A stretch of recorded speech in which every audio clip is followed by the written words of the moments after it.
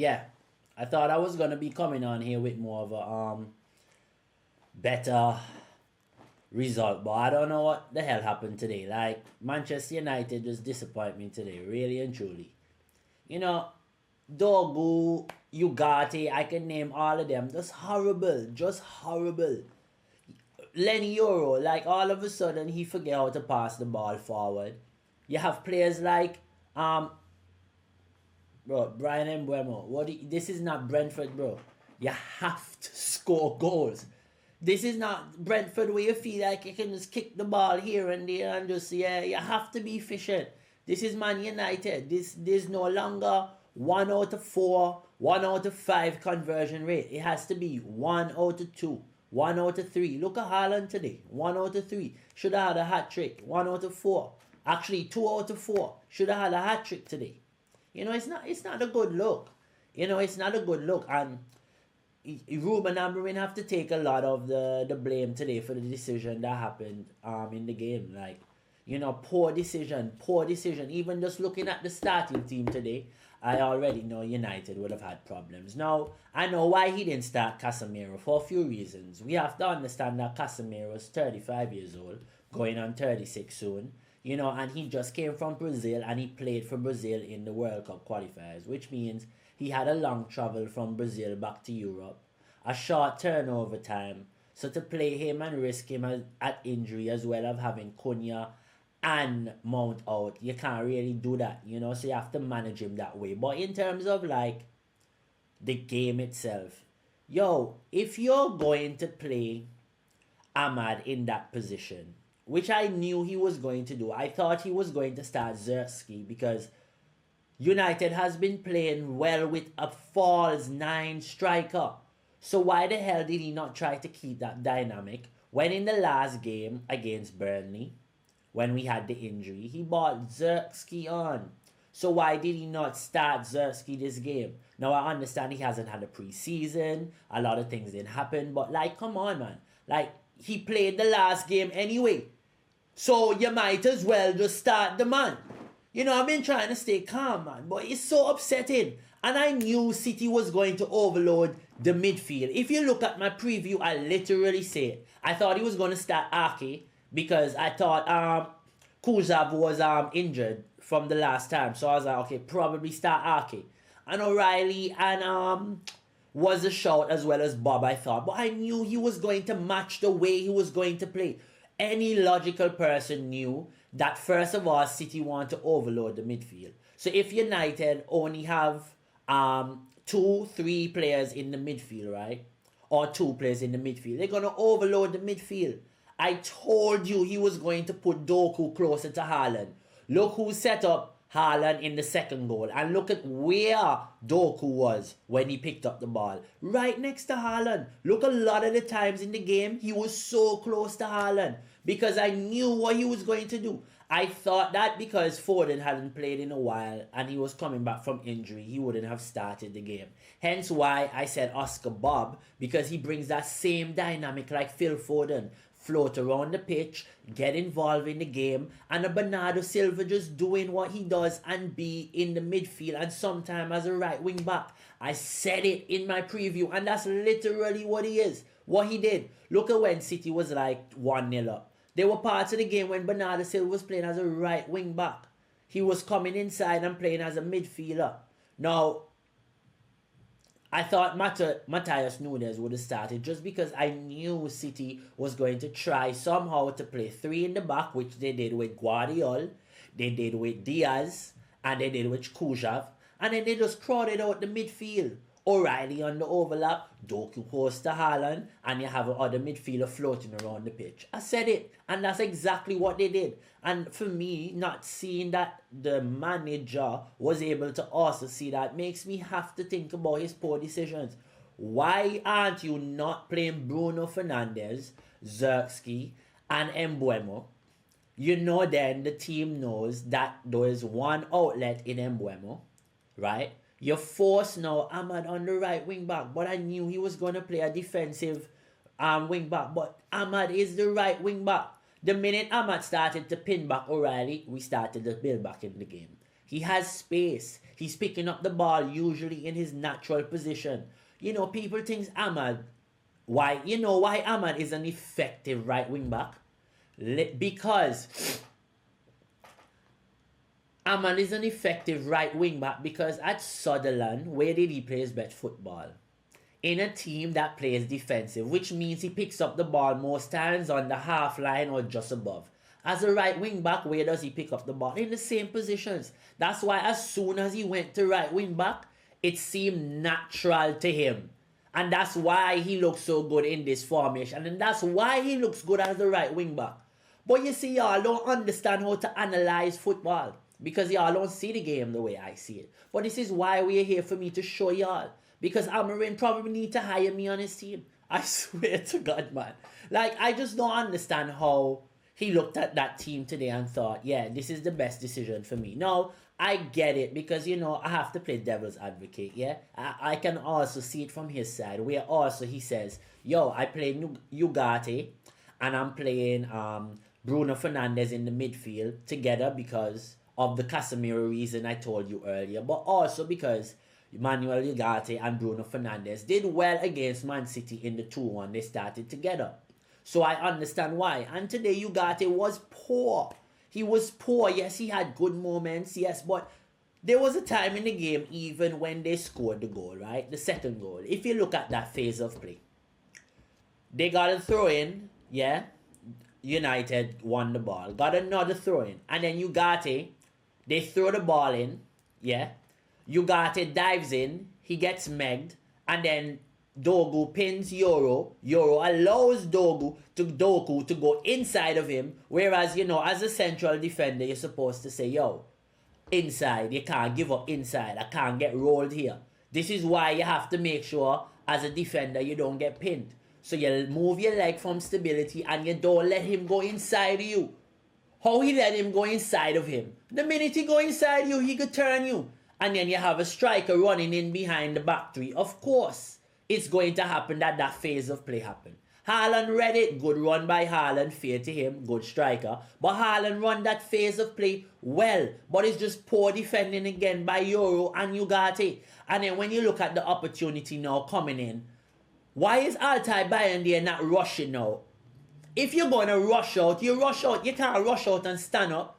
You either have to go out and clear and force Haaland to go wide because Shaw is coming and then he can resurface the play and you take your chances, or you just dive in and put him down. How you can get dinked? It's a joke. It's a joke. And then you're looking at the first goal as well. It's like Ugarte again. You're playing in the two in the midfield. You are in a defensive line. You have two players next to you, right? You're not pressuring the ball. How are you standing up in an area where you're not marking anyone? So surely you know you cut off the pass to the man in the pocket first, because that is your job. Stop the pocket pass first, defensive midfielders, and then you deal with the other situation. Then you keep them in front of you. But then he just dives in, lets Doku turn, and then Luke Shaw dives in again. Now Luke Shaw, his strongest foot is his right foot. He's in motion and you see him on the feint. He's not going inside. You want to send him inside because there is where you have a back three. So when he goes inside on his weaker foot, obviously he has to pass. You send him down the line. Okay, unfortunate that he gets the ball. Ugarte comes around and he gets it again. But it's just poor defending. It's poor defending and poor decisions. And the third goal again, Ugarte. If you all look at the image of the game, I beg you, will go look at the goal again. And you all will realize that I'm locked in on these goals. When you look at the phase of play again, Ugarte picks up the ball, he gets it. Dogu is open. There's a massive space between, I think, Bernardo Silva, who's pressing Luke Shaw, and Kuzav, and there's Dogu on the far side. He's so indecisive and so lacking of confidence and maybe quality to just play that pass stiffly through the gap to the left wing back. And then also now, maybe he doesn't want to give it to Dogu because Dogu is poor with his crossing. I think Dogu had like 6 crosses today, I promise you. 6 crosses today. He had 2 shots today. 6 crosses. And imagine, couple times he's in the box. Even that one phase of play in the 70th minute or something. He's in the box. Has a chance to take a shot. Yeah? And you know what he does? He kicks it right into the defender. On his stronger foot. Whereas now, he takes a shot, cuts back inside when there's Bruno Fernandes, Mbeumo, Ahmad, Zersky, and kicks the ball with his right foot in the 70th something minute. You understand? There was another phase of play when he used his right foot and tries to kick the ball when he can just pass it to Amad Diallo. And these are the simple things with these young players. You know, I'm telling you, he has a week to practice on his crossing, and he needs to work on his crossing. It's awful now, man. You can't just be hitting the ball with your side of foot and hoping the ball goes to somebody and just floating the ball in the box. God, man, you gotta whip that shit. Put that ball and whip your hip around the ball. It's actually better, right, if you kick the ball away trying to whip it around instead of just lobbing it in the air to nobody. Honestly. Because at the end of the day, are you actually working on whipping it when you make the mistakes? Nah. Because if you never try to whip it, how you know what you need to do to not make that mistake? Yeah? So then you go and practice it to get better at it. But then he's not even doing that. He's not even trying. They have a 6'5" striker and then they whip the ball to the man head once. They play one ball in behind for Sesko, and then people wonder, why Rasmus Højlund don't score goals. Sesko was scoring goals at Leipzig. Now all of a sudden he can't even get a shot off. He get one shot off in the game and then he gets some ball in behind. Like, it's a joke, man. It's a joke. United team need to do better.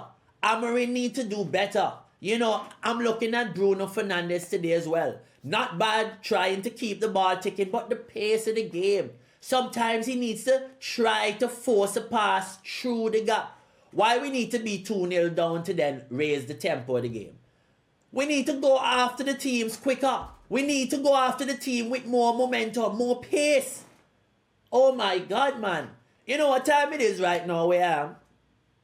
Oh, what is this? Clearly you can see. I've got to be watching these games earlier in the morning. And then you have to be, it's a joke to be coming and then have to talk about the stupidness these people are doing. You're watching top players can't pass, can't whip a ball across, and then you're looking at Amorim and his management team. And I'm wondering, it's nothing about the formation. I don't think the system is a problem.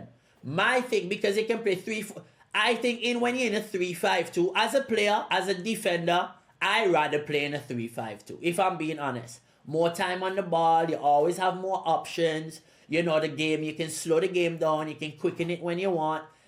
It's really nice as a centre-back, personally for me. You get on the ball more, you're a lot more involved in the game, and you can do a lot in the game. Sometimes you're in a back 4, sometimes in a back 3, sometimes you're in a back 5. So a back 3 actually allow you to actually play like the median role, where you're in the middle, for those who understand what that is.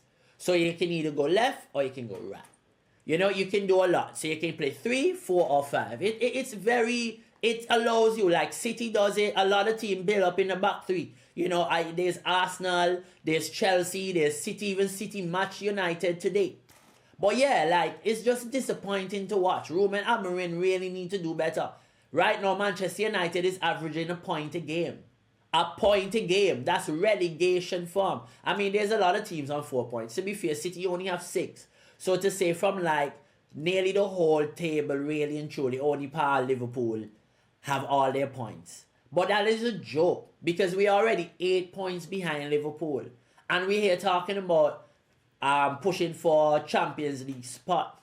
You know, United can't even think about that. What these guys need to do is play with more confidence. Use their brain. I don't think these guys watch over their games enough. Watch over your game more. Watch over your game more. I promise you, if y'all watch over your games more, because all this analysis y'all getting and the coach is sitting down and talking to you, that don't matter. You see the game? Sit down, please, and just watch yourself and see the shit some of y'all be doing. And then just think in my mind, yo, Why I don't whip the ball more when I get here? Why have I cut in here for the last few games and used my right foot?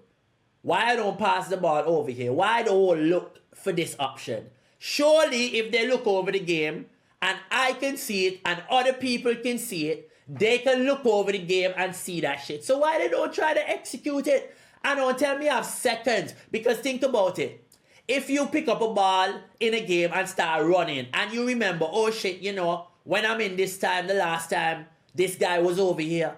You look up and you see the move. You don't make the position to then play that pass, you know, or make the right decision in that moment. Come on, man. It's a joke. Some of these guys making the same mistakes over and over and over again. Even the manager. Wrong decisions over and over and over again.